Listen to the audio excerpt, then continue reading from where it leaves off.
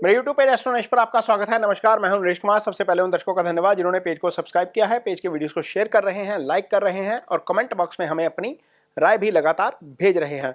दोस्तों, आज के वीडियो में बात करेंगे शनिदेव की। शनिदेव वक्री होने जा रहे हैं। 138 दिन का पीरियड है जब शनिदेव मीन राशि में वक्री हो जाएंगे।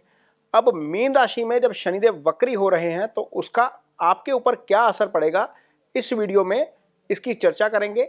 लेकिन सबसे पहले आपको यह बताएंगे कि एक्चुअल में वक्री अवस्था होती क्या है और इससे इतनी इंपॉर्टेंस क्यों दी जाती है। वैसे तो हर प्लेनेट हर साल वक्री होता है। गुरु 120 दिन के लिए वक्री होते हैं, शनि लगभग 140 दिन के लिए वक्री होते हैं।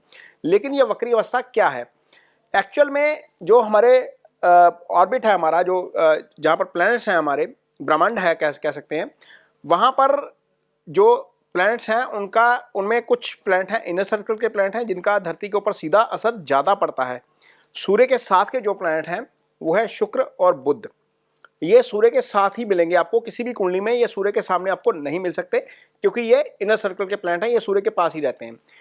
3 प्लैनेट आउटर सर्कल के प्लैनेट हैं, मंगल, गुरु और शनि। जब ये प्लैनेट सूर्य से 120 डिग्री दूर चले जाते हैं, 120 डिग्री से ज़्यादा दूर चले जाते हैं, तो ये ग्रह वक्री हो जाते हैं। ये ग्रह तब तक मार्गी नहीं होते जब तक ये दोबारा घूमकर सूर्य से 120 डिग्री के विदिन ना आ जाएं। अब ये ग्रह तो घूमेंगे नहीं, सूर्य ही घूमेगा ना। हर महीने जो है वो सूर्य मूवमेंट करेगा, एक राशि बदलेगा, तो करीब चला जाएगा। जैसे ही करीब जाएगा 120 डिग्री के प्रीव्यू में आ जाएगा, ये मोटी मोटी 120 डिग्री की डेफिनेशन है, तो वो दोबारा मार्गी अवस्था में आ जाएगा। अब इसको एक कल्पना कीजिए, अब एक रबड़ खींच रहे हैं और रबड़ की जो पावर है वो बढ़ जाती है ना। जब आप रबड़ को छोड़ेंगे तो वो पूरी फोर्स के साथ जो है वो आपको ही लगेगी, खुद ही लगेगी। तो यही लगभग वक्री अवस्था की स्थिति रहती है।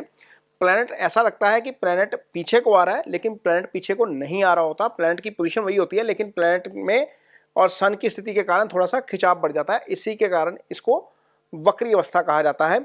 और वक्री अवस्था में क्या होता है, प्लैनेट का चेष्टा बल बढ़ जाता है। जब चेष्टा बल बढ़ता है तो प्लैनेट की काम करने की ताकत बढ़ जाती है, भले ही वो पाप ग्रह है या शुभ ग्रह है। यदि शुभ ग्रह वक्री होगा, आपकी कुंडली में भी वक्री है, दशा चल रही है, तो वो आपको वक्री अवस्था में अच्छे फल कर जाएगा।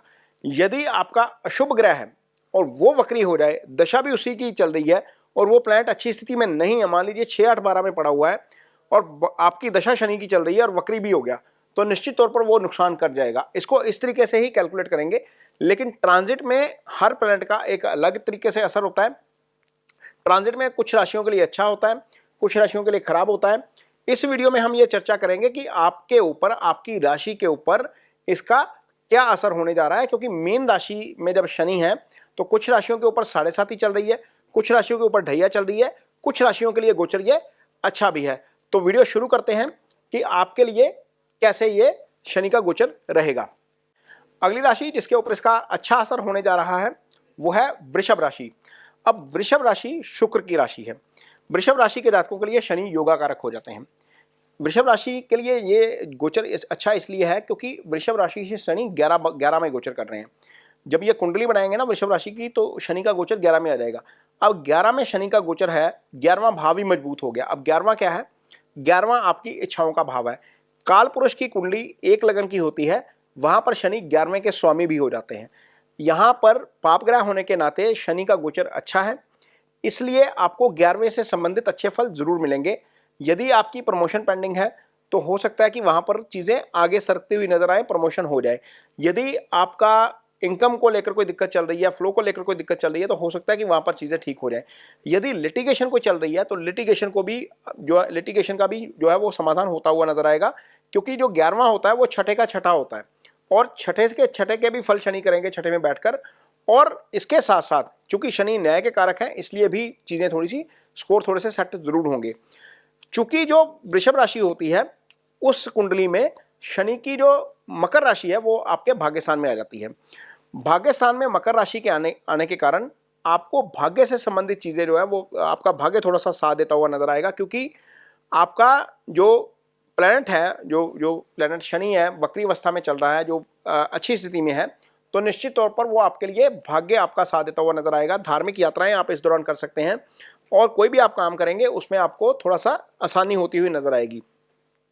इसके अलावा चूंकि शनि दशम के भी स्वामी हो जाएंगे, 11 राशि कुंभ राशि है जो दशम में आ जाती है वृषभ राशि के जातकों के लिए, तो कर्म से संबंधित फल भी आपको निश्चित तौर पर उसके अच्छे मिलते हुए नजर आएंगे। अब कर्म में जब बात की जाती है, कर्म की बात की जाती है, तो उसमें आपकी जॉब भी आ जाती है, आपका कारोबार भी आ जाता है, आपका फ्रीलांस का काम भी आ जाता है। किसी भी तरह का काम जहां से आपको अर्निंग्स आती है वो सारा दशम से देखा जाता है।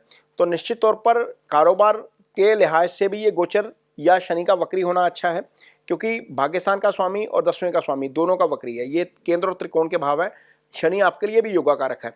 तो निश्चित तौर पर योगाकारक ग्रह का वक्री हो जाना वृषभ राशि के जातकों के लिए काम के लिहाज से, पैसे के लिहाज से, इच्छाओं की पूर्ति के लिहाज से, प्रमोशन के लिहाज से, कोर्ट केसेस के लिहाज से और अध्यात्म के लिहाज से काफी अच्छा रहने वाला है। यदि आपकी कुंडली में शनि की स्थिति कमजोर है, मान लीजिए आपका शनि 6, 8, 12 में है, वैसे तो छठे का गोचर शनि का अच्छा होता है, छठे भाव में, 8वें भाव में, 12वें भाव में है, या शनि आपका राहु केतु एक्सिस में है, शनि मंगल के साथ समसप्तक में है, 6, 8 में है, 6, 8 एक्सिस में है, या शनि सूर्य के प्रभाव में है, अस्त है, तो ऐसी स्थिति में आपको सैटर्न से संबंधित रेमेडीज जरूर करनी चाहिए। खासतौर पर यदि आपकी शनि की महादशा या ढैया चल रही है तो क्या कर सकते हैं, यदि आपकी पोजीशन ऐसी है कि आपके अंडर कुछ लोग काम करते हैं, मान लीजिए आप एक कॉन्ट्रैक्टर हैं और आपके अंडर लेबर काम करती है, या आप ऑफिस में सीनियर मैनेजरियल पोस्ट पे हैं और आपके अंडर स्टाफ काम करता है, वो सारा आपके अंडर जितना भी स्टाफ काम कर रहा है दैट रिप्रेजेंट द सैटर्न, तो वो शनि को प्रतिनिधित्व करता है। तो आपका बिहेवियर पहली बात तो उनके प्रति कोर्डियल होना चाहिए। दूसरा, ब्लैक कलर थोड़ा सा अवॉइड करेंगे तो ज़्यादा अच्छा रहेगा, ब्लैक नेगेटिविटी का कलर है। तीसरा, सैटर्न की रेमेडी के तौर के ऊपर आप काली जो दाल होती है उड़द की, वो शनिवार शाम के समय दान कर सकते हैं। जब भी कोई दान करना है तो अपने नाम का, अपने राशि का, नक्षत्र का और गोत्र का संकल्प लेकर करना है। संकल्प लेकर किया गया दान सात्विक दान कहलाता है। उसके बिना यदि आप दान करेंगे तो वो दान आपको लगता नहीं है। इसकी टाइमिंग आपकी शाम की ही रहेगी। इसके अलावा शनिदेव की आरती में भाग ले सकते हैं, शनिदेव की शिला पर तेल अर्पित कर सकते हैं। ये छोटी छोटी रेमेडीज हैं। ओम शन शनिश्चराय नमः का जप कर सकते हैं। ये रेमेडीज हैं। यदि इन रेमेडीज को आप अडॉप्ट करते हैं तो निश्चित तौर पर सैटर्न के जो इल इम्पैक्ट होते हैं, यानी कि जो खराब प्रभाव होते हैं, उससे आपको थोड़ी सी राहत जरूर मिल जाती है। तो उम्मीद करते हैं कि ये वीडियो आपको पसंद आया होगा। यदि वीडियो पसंद आया है तो उसे शेयर जरूर करिए, पेज को सब्सक्राइब जरूर करिए। इसके साथ ही मुझे दीजिए इजाजत। नमस्कार।